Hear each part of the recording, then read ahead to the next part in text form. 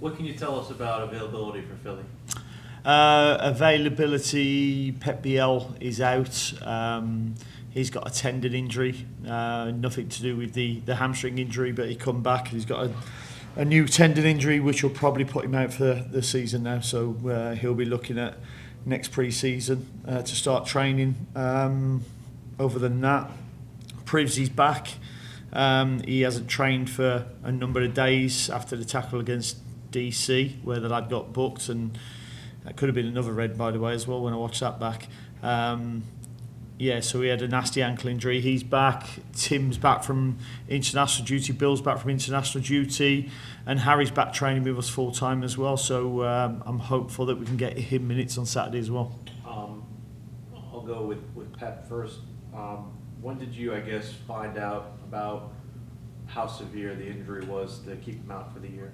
I think it was Friday in DC. While I was in DC, I got the call, met up with medical staff, and we got the report back what was wrong. So that was him, unfortunately, ruled out. Will they have a procedure done to? I don't think it's a procedure that you'll have to have done with the tendon. I think it's rest, and he'll be back pre-season.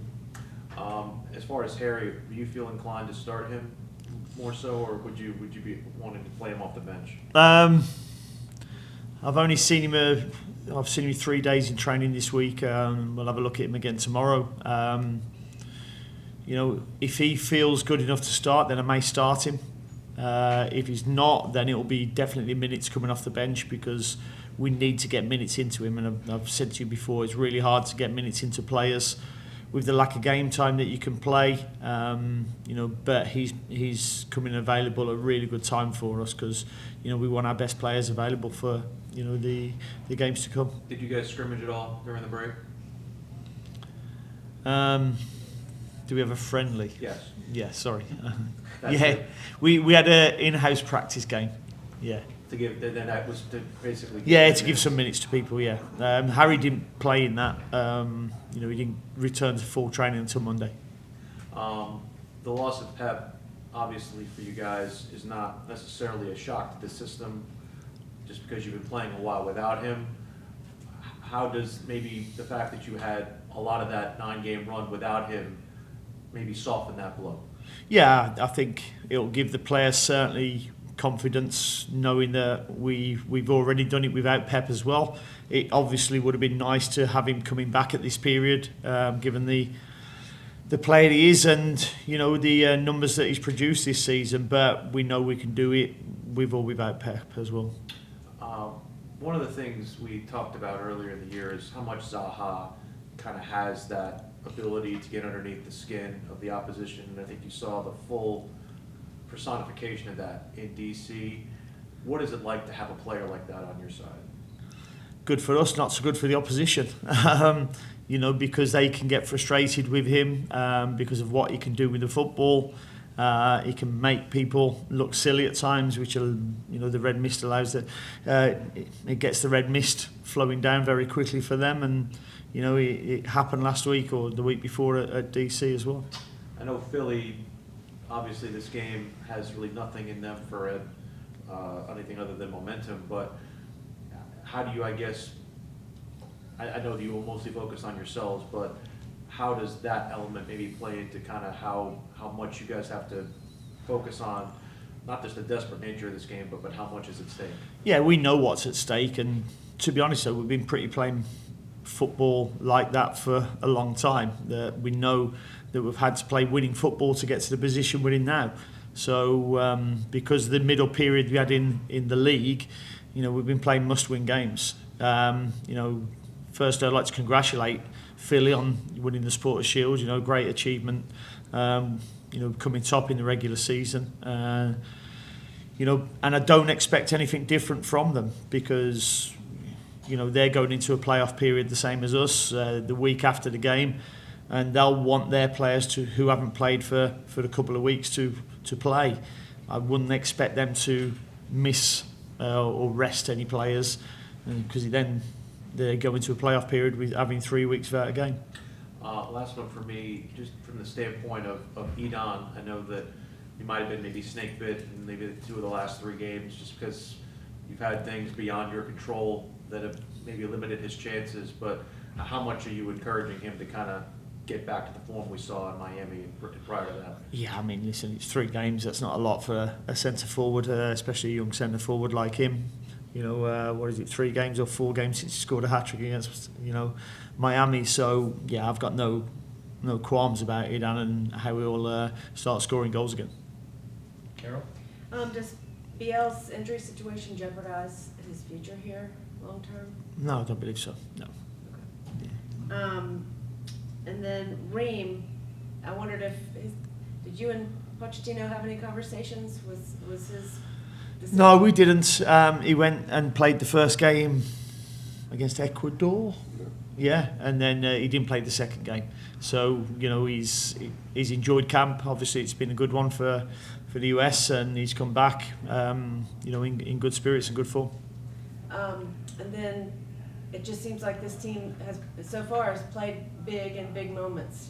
Whether it was the Miami game a couple years ago before he got here, it was Orlando last year, Miami game earlier this year. I mean, does that give you confidence in how they respond to things like this?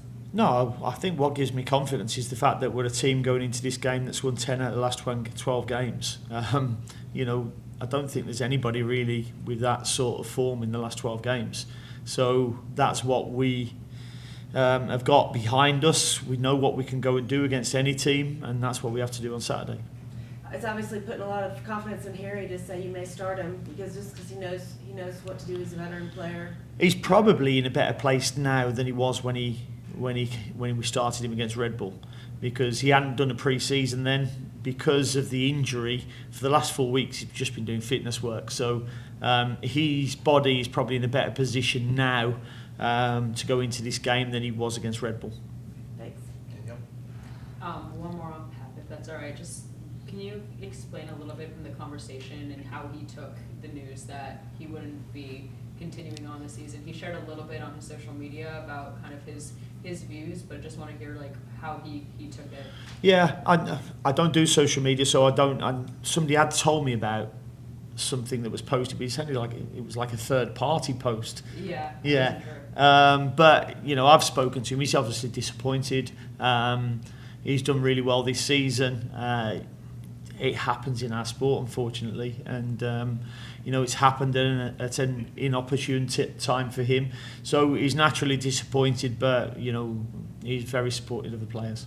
When you guys have been saying top 4 the entire year, and now there's this chance to secure it or not, what kind of, positive pressure does that put on you guys as you're heading into the weekend? Yeah, I mean, to achieve that goal? 7 games ago, I remember I'd done a talk at the club, and I mentioned it was a fans' evening, I mentioned that we were still aiming for the top 4, and I could see a few fans' faces, really.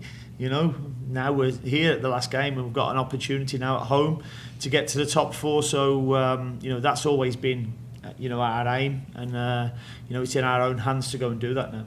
Do you like that, knowing that it is in your own hands? Of course, the easiest way to do it is to win straight out. Yeah, so. Exactly. I mean, listen, I won't be listening to see what's going on at other games. It's the job that we've got to do. We know we've got to go and win at home, so that's what we have to do. Cheers. Mike? Kind of along that same vein, with you playing the team that won the Shield in the regular season finale, you both know you're going to the playoffs. You're both among the upper tier in the conference.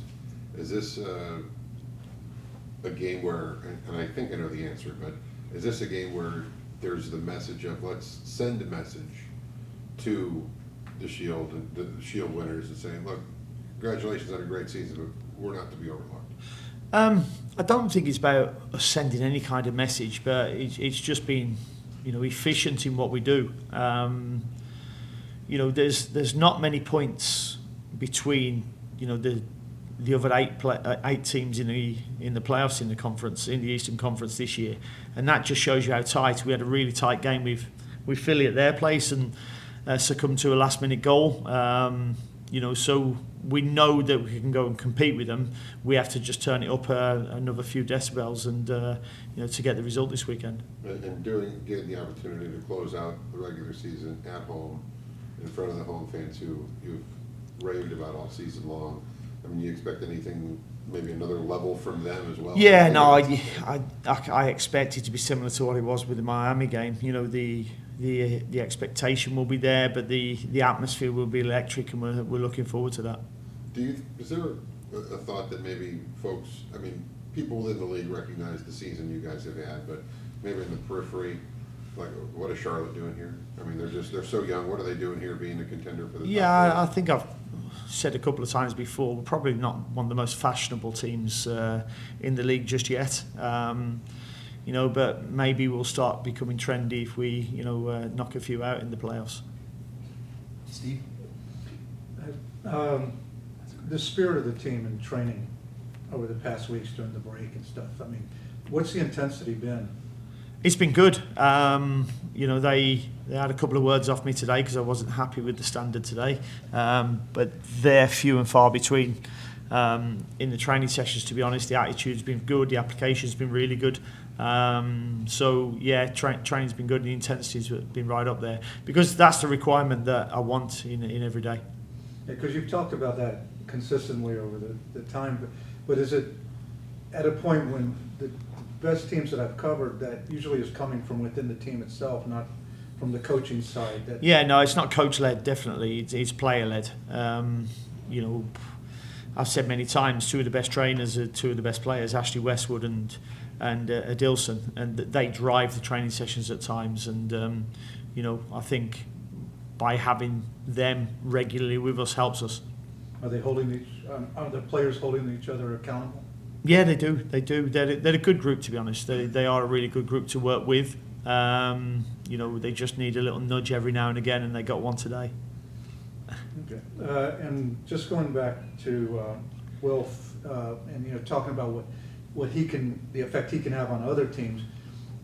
I've felt like through a lot of the season, from day one when he got here, that he was being targeted by other teams to try to get him out of his game and stuff. Did you see it the same way, or? I think the stats will tell you that he's the most foul player in the league. That tells its own story. For the ones that are called. For the ones that were, there's been plenty that haven't been called. Again, there was a tackle at DC where the lad got booked for, which that could have been another red as well. They could have been playing with 7 men at one stage, but would have probably only still won 2-0. But even in Leagues Cup, it seemed that way, that they were trying to get him off. He's got a name, hasn't he? He's been around for a long time in the Premier League, which is the most watched league in the world. So because of his name and because of his reputation, people will try and make a mark sometimes. And I think the way he's handled it has been really good. Okay, thank you. Cheers. I heard Harry's back involved, but what could we expect from him in terms of time availability? I honestly don't know. I think best case scenario would be he gets 60 minutes if he starts, or he gets the last half an hour. They're going to be the two best case scenarios. But we would like to get him minutes, obviously. But we don't want to jeopardise anything. He's got to be right to start, and he's got to be right to come on because it's such a big game for us. Is he trending towards starting? I would say 50-50 at the moment. Okay. Yeah. And I'm not sure, I'm sorry, I apologize, I stepped in a few minutes late, but the second half of the DC game, now that you've had a lot of time to reflect on it, what were your takes from the second half specifically? I've not watched it back at all. Okay. I seriously haven't watched any moment of that game back. I didn't need to. We won the game. That's all we needed to do. There'll be a lot made out of. We only scored 1 goal against 9 men, but listen, we was never in danger of winning the game once we scored the goal. So, yes, there were a lot of things that we could have done better. I felt some players then went a little bit safe. They were my reflections on the game, but the important thing was to win it.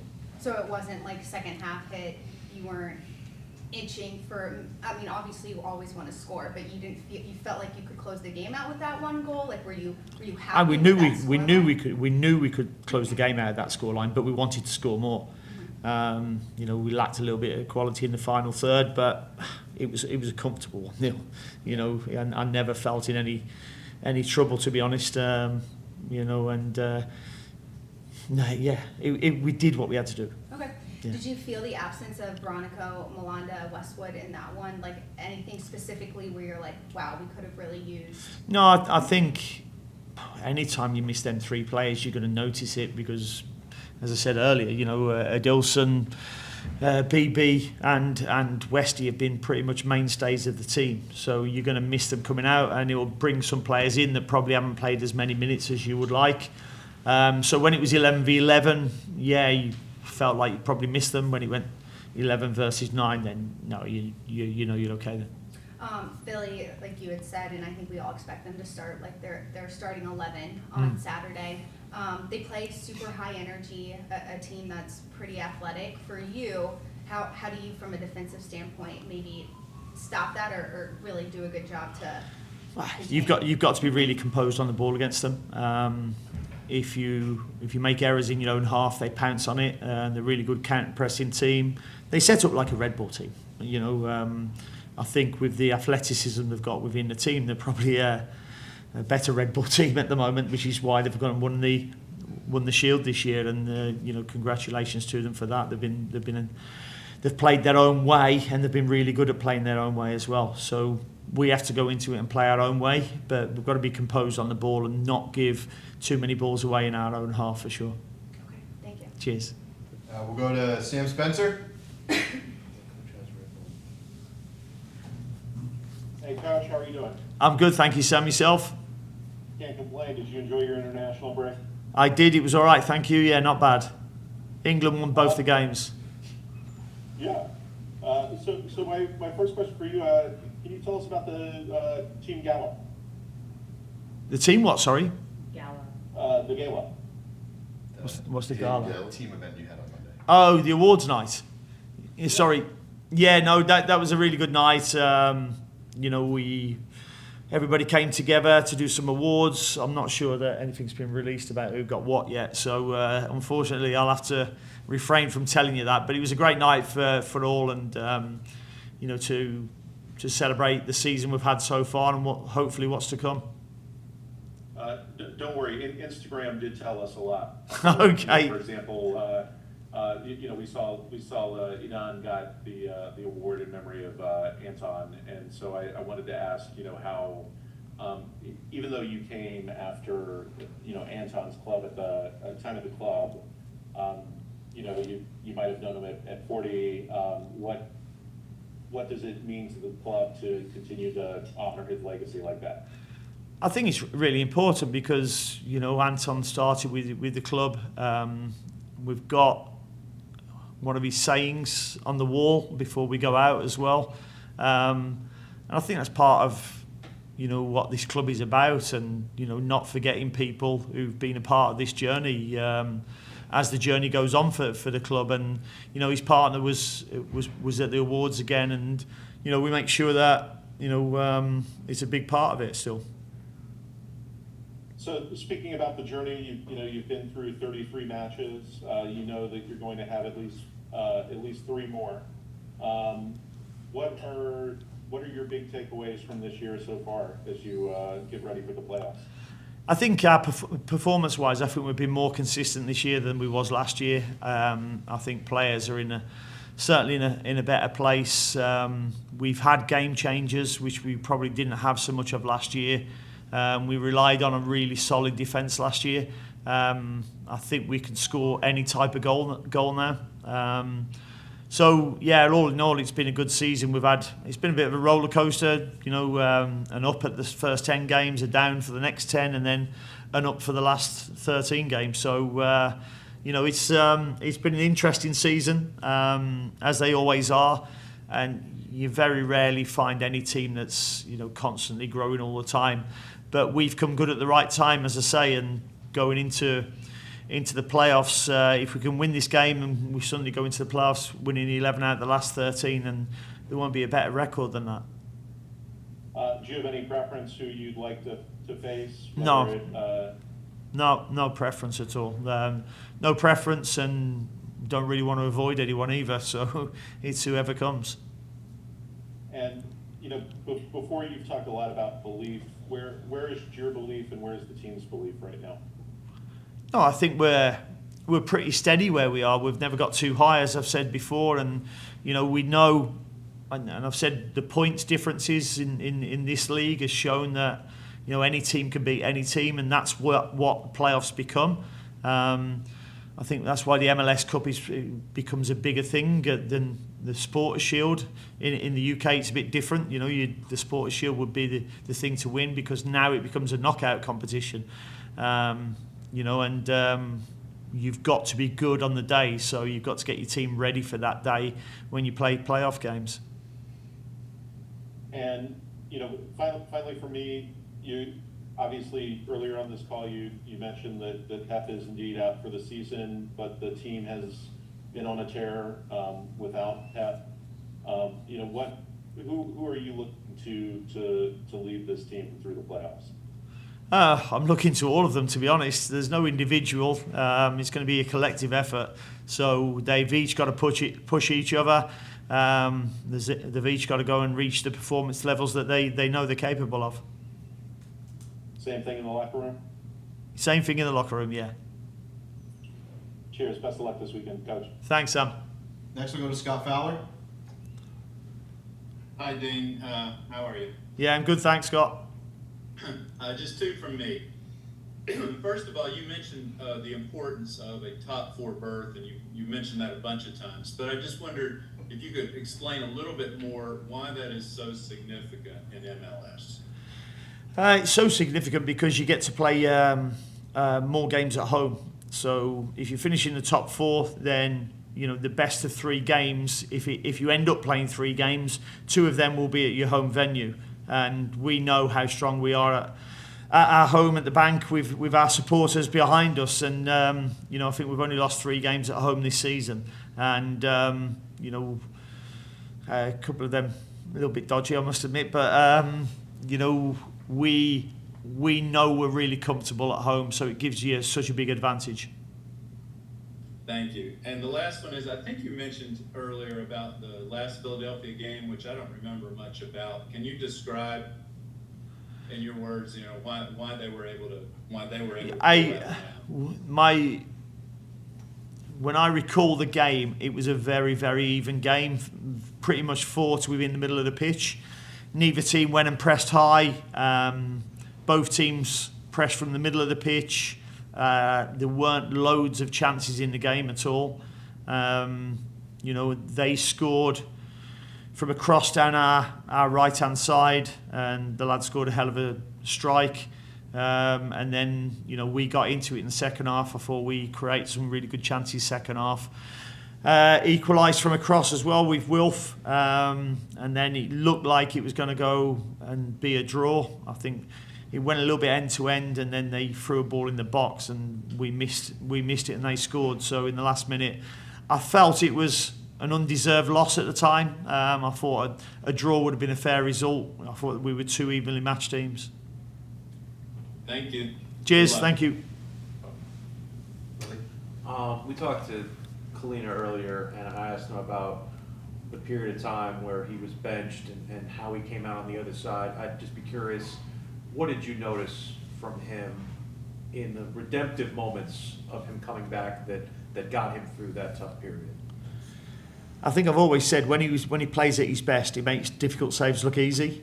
And he's not one that's what I would say a camera goalkeeper, who makes a dive just for the cameras when he doesn't need to, and he's gone back to just becoming a real good, solid goalkeeper. And Jabril is obviously the player who comes into the lineup without Pep. He's definitely blown a lot hotter in a good sense lately. What has been the key to him kind of turning that key onward? I think he's moved the ball quicker. I think he's took less touches, but he's got into a rhythm as well. I think players sometimes need to get into a bit of a rhythm. I know during the close season, he took it really hard upon himself. He, felt at fault for us not going through in the playoffs against Orlando when that penalty was called against him, and it's took a while to probably get that out of his system, and he's back to where he was last year, that's for sure. He told you that he felt that after last You could tell, just when I met up with him at the end of last season, I meet up with all the players and just had 5 or 10 minutes with him. I could tell he was still upset, and he was going to take that during the close season period with him. How do you shake that? I can't, he has to. Yeah, and that's my advice to him, just get over it. There's nothing you can do about it, it's always what you do next. Dean, thank you for joining us, we appreciate it. Thank you very much. Thank you. No worries, thank you. Come back to me.